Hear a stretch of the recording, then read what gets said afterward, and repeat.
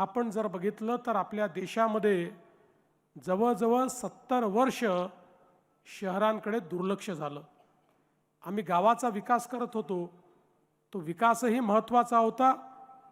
भारत हा गावांमध्ये बसतो, त्यामुळे त्याचा विकास झाला पाहिजे, संकल्पना योग्य होती. पण 70 वर्ष गावाचा विकास करता करता शहरांकडे मात्र शासनाचं दुर्लक्ष झालं. परिणाम काय झाला? शहरं वाढत गेली.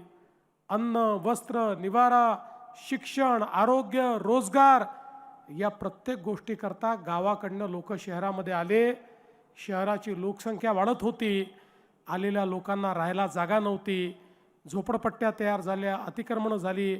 ज्या बिचाऱ्यांना जिथे जागा मिळेल तिथे लोक बसले आणि त्यातनं शहराचा एक अविकसित अशा प्रकारचा विकास झाला. लोकसंख्या वाढल्यामुळे शहरामध्ये पिण्याच्या पाण्याच्या समस्या तयार झाल्या. लोकसंख्या वाढल्यामुळे घनकचऱ्याचे ढीग हे शहरांमध्ये ठिकठिकाणी आपल्याला पाहायला मिळायला लागले. लोकसंख्या वाढल्यामुळे त्या ठिकाणी नाल्यांमधनं विष्ठा वाहू लागली. सगळं घाण पाणी हे नाल्यांमधनं वाहू लागलं.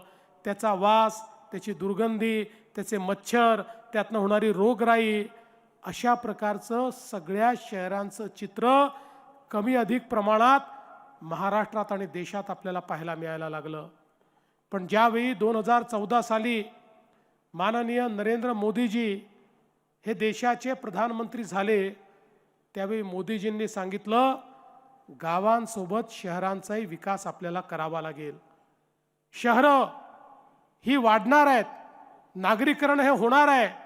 लोक शिक्षण, आरोग्य, रोजगाराकरता शहरामध्ये येणार आहेत.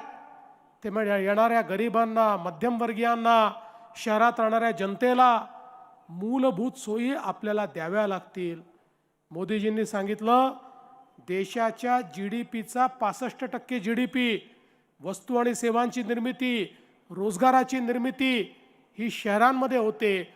त्यामुळे शहरांमध्ये जर आपण उत्तम सोयी तयार केल्या, शहरातल्या गरीब आणि मध्यमवर्गीयांच्या जीवनामध्ये आपण जर त्या ठिकाणी परिवर्तन आणलं तर आपली शहरं ही विकासाचं केंद्र होतील आणि आपल्या अर्थव्यवस्थेला ती मोठ्या प्रमाणात चालना देतील.